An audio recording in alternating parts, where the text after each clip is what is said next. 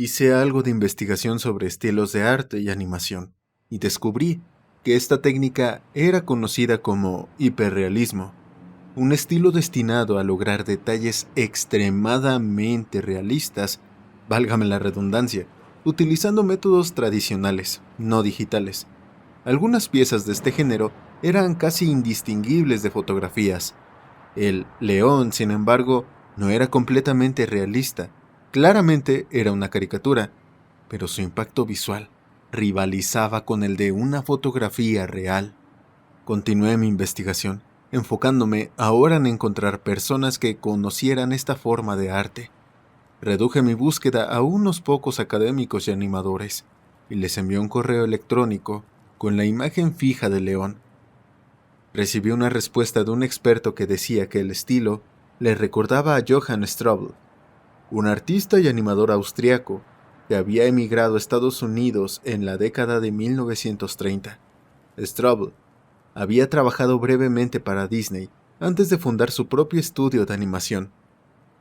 Era conocido por su enfoque extraño y deconstructivista de la animación, y había iniciado un pequeño movimiento anti-arte.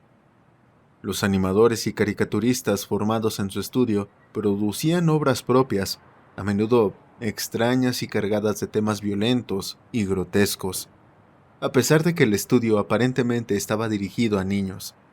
El correo continuaba explicando que, con el tiempo, Strobel desarrolló una obsesión creciente por la magia y lo oculto, lo que influyó profundamente en su trabajo y en la dirección de su estudio. Se volvió cada vez menos funcional, hasta que su estudio se vio obligado a cerrar debido a la quiebra. Curiosamente, el estudio era conocido por producir solo una pequeña cantidad de obras originales. Aparentemente, los animadores pasaban gran parte de su tiempo deconstruyendo y replicando trabajos de otras compañías, principalmente Disney, el único gran estudio de animación de la época.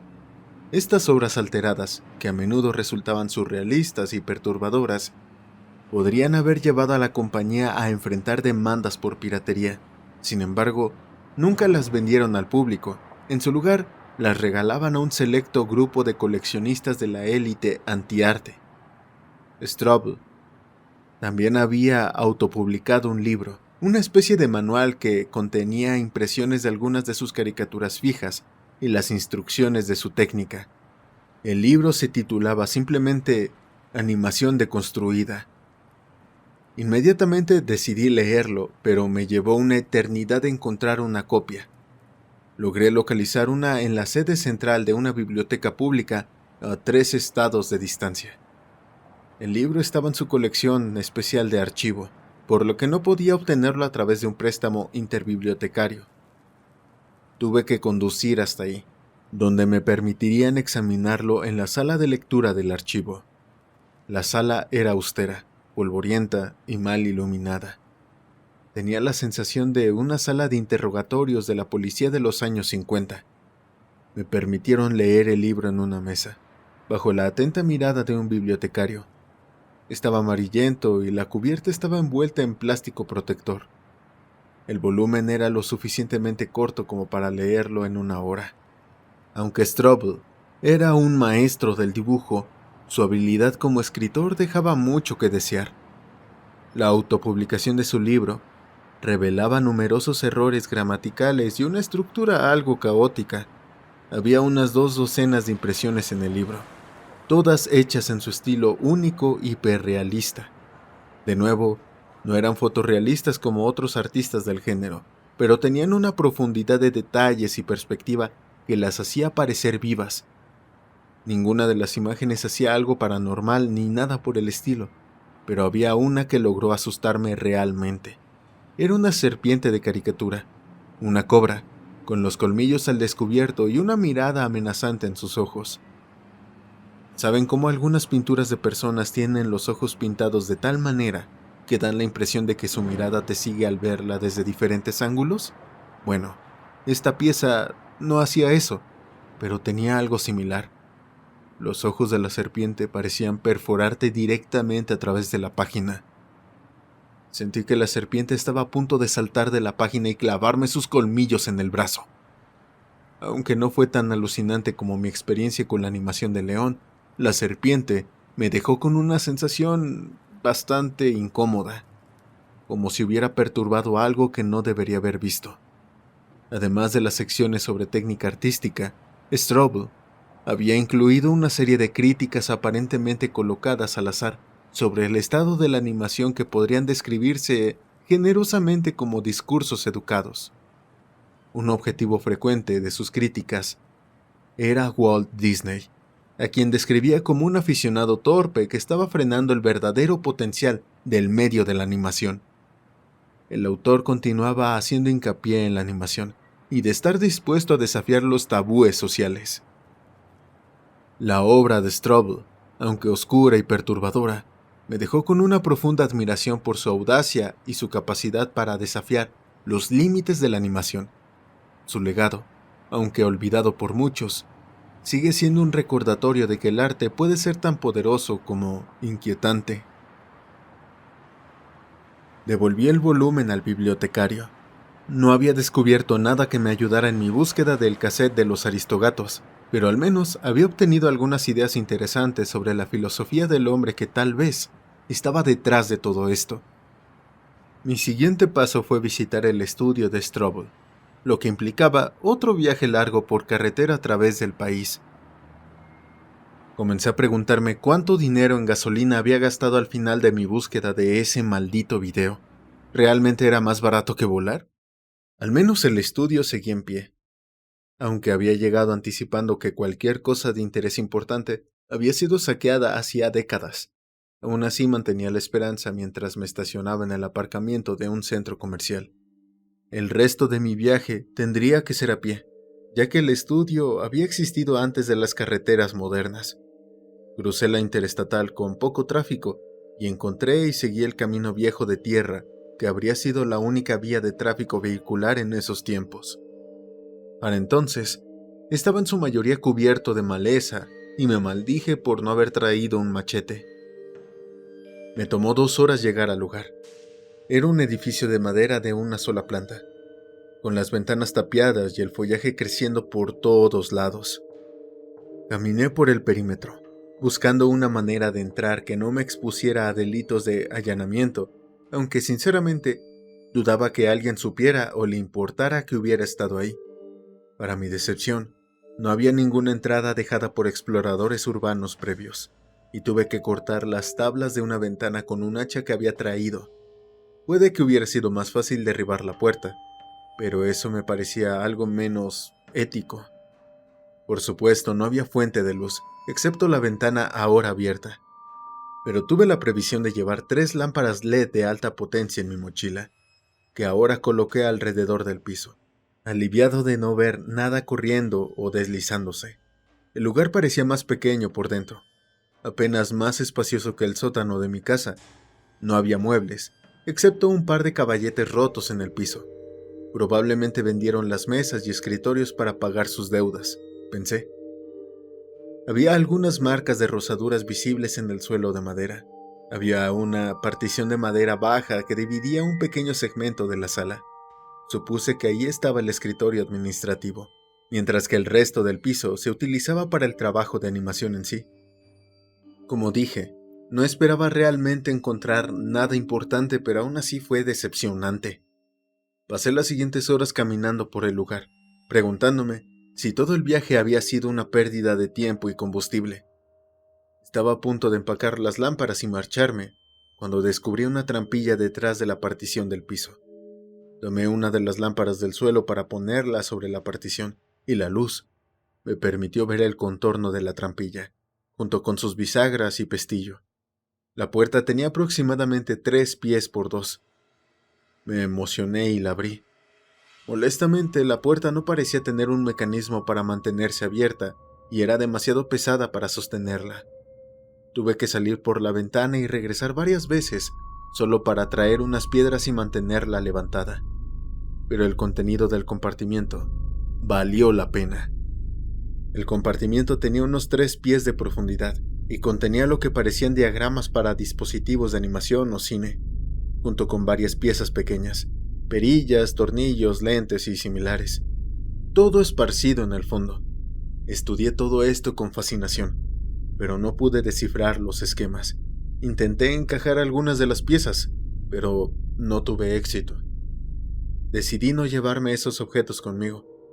Había pensado que violar la ley al entrar ilegalmente a este lugar valía la pena si lograba descubrir qué había causado mi trauma infantil, pero estos artículos probablemente no serían de valor para ese propósito, y por lo tanto, robarlos por mera curiosidad iría más allá de los límites de esa justificación. Sin embargo, fotografié cada uno de ellos, por si acaso. Los siguientes meses fueron tranquilos. De nuevo, sentí que había llegado a un callejón sin salida. Hice una pausa en la búsqueda de los episodios perdidos y me concentré en mis responsabilidades de la vida diaria. Justo cuando había logrado dejar la búsqueda en segundo plano y sentía algo de satisfacción con ello, recibí un correo electrónico con el asunto: lo que has estado buscando.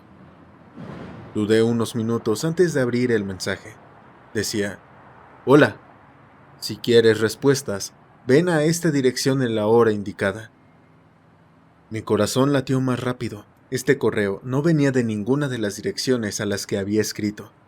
Instintivamente, supe que estaba a punto de obtener finalmente las respuestas que buscaba, pero también sentí un miedo intenso. Quizás más miedo que en cualquier otro momento de este viaje. Más que cuando me sacaron de la carretera. Más que cuando fui hipnotizado por un león animado. Más que cuando me amenazaron a través del televisor de un hotel. Mis manos temblaron tanto que apenas pude usar el teclado para abrir una nueva pestaña y buscar la dirección. Era un terreno vacío, donde había estado un edificio abandonado, demolido años atrás. La vista de la calle en Google Maps se veía algo siniestra, pero estaba a una distancia cómoda en coche de mi apartamento. Esto me aterraba aún más, al darme cuenta de que la persona que enviaba el correo sabía en qué ciudad vivía. Aún así, pedí el día libre para la fecha indicada. Estuve consumido por la angustia hasta que llegó el momento. Manejé hasta el terreno 3 horas antes de la cita, estacionando mi coche en la calle, como era común en el vecindario. Era un día soleado de primavera, pero el viento me incomodaba a pesar del clima cálido. Cada coche que pasaba me ponía nervioso, especialmente los que parecían disminuir la velocidad. Un deseo abrumador de irme me invadió mientras se acercaba la hora señalada.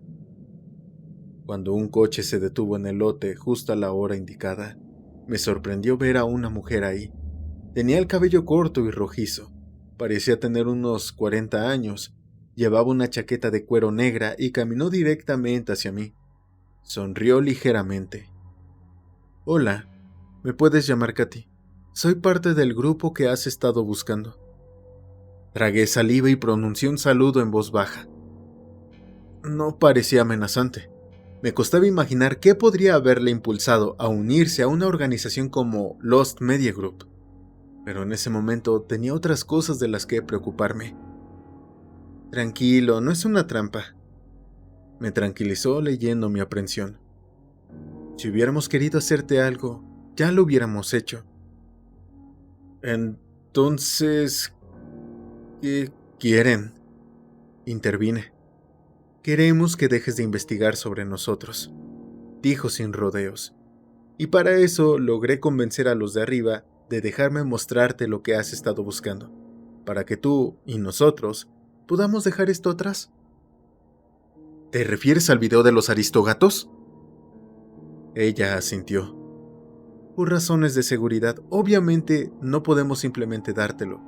Lo más que pude conseguir fue que te dejaran verlo, bajo supervisión, en uno de los cines abandonados que usamos para mostrar nuestras obras a un público selecto. Como sea, vamos a abandonar ese lugar. Así que ni siquiera pienses en mencionarle a alguien que estuvimos ahí. Asentí y gruñí. Si eso significaba finalmente obtener respuestas, estaba dispuesto a soportar un poco más de mierda. Espero que tengas todo el día libre, porque el cine está a varias horas de distancia. Volví a asentir, sospechando que ya sabía la respuesta. Nos subimos a su coche y partimos. Condujimos en silencio durante un rato hasta que, después de más o menos una hora, le pregunté por qué el grupo hacía episodios perdidos. Esperó unos momentos antes de responder. Bueno, supongo que podrías decir que nuestro objetivo es desafiar el status quo de la programación y darles a los animadores la oportunidad de realmente poner a prueba sus límites. Por eso me uní cuando la organización me invitó. ¿Y por qué los filtran al público si quieren mantenerlos en secreto? Insistí. No los filtramos. A veces simplemente se escapan y personas que no debían verlos lo hacen. No sé cómo terminaste viendo uno de nuestros trabajos cuando eras niño, pero no era para ti. ¿Y qué pasa con la transmisión de Kabetogama? Algún miembro de nuestra organización estuvo jugando cuando no debía. O tal vez era una transmisión de televisión solo para miembros, cuando éramos un poco más laxos con la seguridad. Mira, te dije que te mostraríamos lo que has estado buscando. Más allá de eso, lamento decir que no estoy autorizada para satisfacer tu curiosidad sobre nuestros secretos. Me quedé en silencio unos minutos más. Sus respuestas eran sospechosas. Lost Media Group. Parecía ser el tipo de organización que encontraría placer en sorprender y traumatizar a gente aleatoria con sus retorcidos trabajos. Y no me convencía que toda exposición a personas ajenas no fuera intencional. También pensé en el informe del FBI. También me preguntaba si ella estaba completamente feliz con la elección que había tomado al unirse a la organización. Bueno, ya vi parte de su edición de Aristogatos recientemente. Finalmente dije. Katy frunció los labios, y pude ver en sus ojos que por un momento consideró si valía la pena intentar fingir que no sabía de qué estaba hablando. Decidió no hacerlo. Sí, lo siento por eso, supongo, pero creo que pensaron que si te asustaban bien, podrías rendirte y dejarnos en paz. Me molestó su elección de palabras, como si ellos fueran los que solo querían estar en paz todo este tiempo. Solo podía preguntarme si había sido idea de ella. También me preguntaba si sabía que yo había visto varios de sus otros proyectos. Cuando visitaste el antiguo estudio de Strobel, fue cuando finalmente decidimos que era hora de hacer una oferta de paz para quitarte de encima. El cine parecía uno de esos muchos cines que abrieron durante el auge de los blockbusters de los años 90 y luego abandonaron en los 2000. Estaba a lo largo de la carretera interestatal, aislado de otros edificios. Entramos por una puerta lateral, para la que Katy tenía una llave. El vestíbulo estaba sin iluminación, excepto por el sol que entraba desde afuera. Pude ver una taquilla, una zona de concesionarios y carteles de antiguos éxitos de taquilla en las paredes. El piso estaba cubierto con una alfombra de un patrón multicolor desvanecido. Adyacente a la pequeña dulcería, había una habitación vacía que supuse solía ser de un arcade de videojuegos. Katy me pidió que le entregara mi teléfono, lo cual hice, cuando me condujo por un pasillo de salas hasta que llegamos a la última. Me preguntó si estaba seguro de querer ver esto. Respondí que sí, y me dijo que podía sentarme donde quisiera. Elegí un asiento cerca de la parte de atrás, mientras ella subía a poner en marcha el proyector.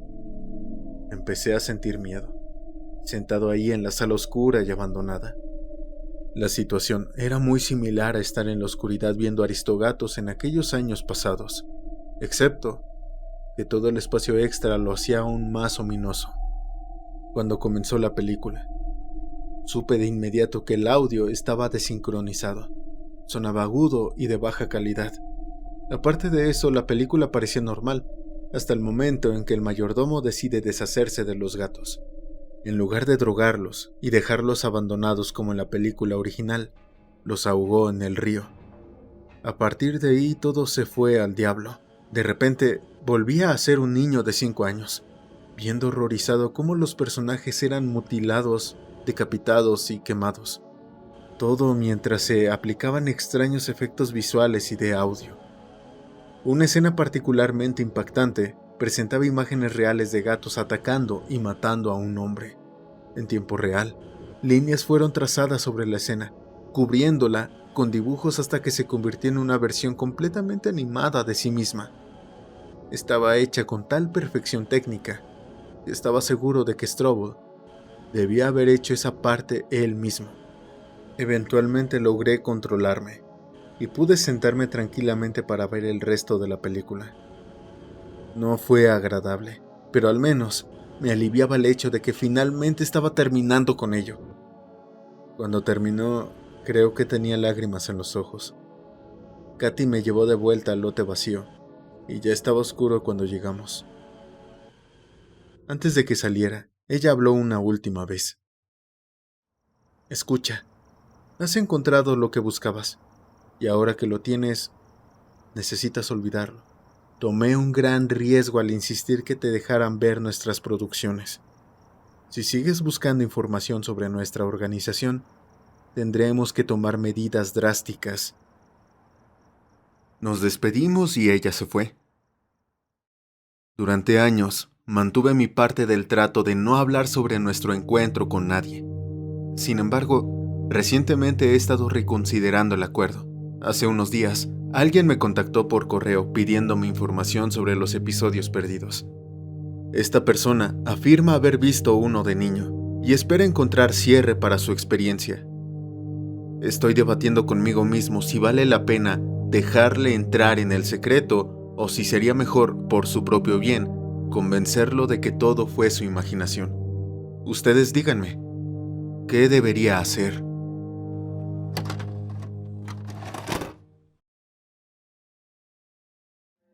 Hola, muchas gracias por ver el video. Espero de verdad que te haya gustado. Si es así, me ayudaría mucho que lo compartas con tus amigos, dejes tu like y un comentario. Puedes buscar el contenido del canal en la plataforma de podcast de tu preferencia. Aparezco como La Cripta en tu móvil. Si quieres seguirme en cualquiera de mis redes, puedes buscarme como Ciudadano Z o Ciudadano-Z2. Los enlaces están en la descripción del video. Puedes compartir tus memes, dibujos, etc. Estos van a aparecer en los siguientes videos. Y si quieres compartir alguna historia, pues también puedes enviarlos por allá. Quiero agradecerle a los miembros del canal por su apoyo mes con mes. Un aviso súper importante. Se ha actualizado el precio de la membresía de nivel nigromante. Si está dentro de tus posibilidades poderte unir a los miembros del canal, realmente apoyarías demasiado a la creación de contenido aquí. Tal es el caso de los siguientes miembros, a los cuales les agradezco enormemente por apoyar de esa forma al canal. Y ellos son Gema Paulet, Teresa Lara Puebla, Brian Vallejo, Surisadai Mesa, Diego Bebé, Goodfield, Ro Sio, Bogdanov, Jean Apcho, Israel Núñez, Ángel Fernández, Miguel Ochoa, Marilú Mendoza, Facundo 2604, María Siliberti, Brian López, Nicolás Guzmán, Mafalda, Osvaldo Villegas, Zona 369, Venom D23, David Arts 48, Momon, Pilleón 2, Julián Hernández, Mestertime, Jorge Alejandro, Chise Deku, Steve Ureña, Benjamín Kennedy, Luxi, Steve Play, Alexis Mendoza, Leoncito, Edain, Mariano Prop, Jimex Jiménez, Game Dani, Javi A, Laura 0909, Multigamer y Alucard. Bien, por mi parte sería todo. Nos vemos en la siguiente, no sin antes recordarte que si tienes alguna historia o si quieres que suba alguna en específico aunque ya tenga traducción, no dudes en comentarla aquí abajo en los comentarios de los videos o puedes enviarlo a través de mis distintas redes sociales. Sin más que decir, nos vemos en la siguiente.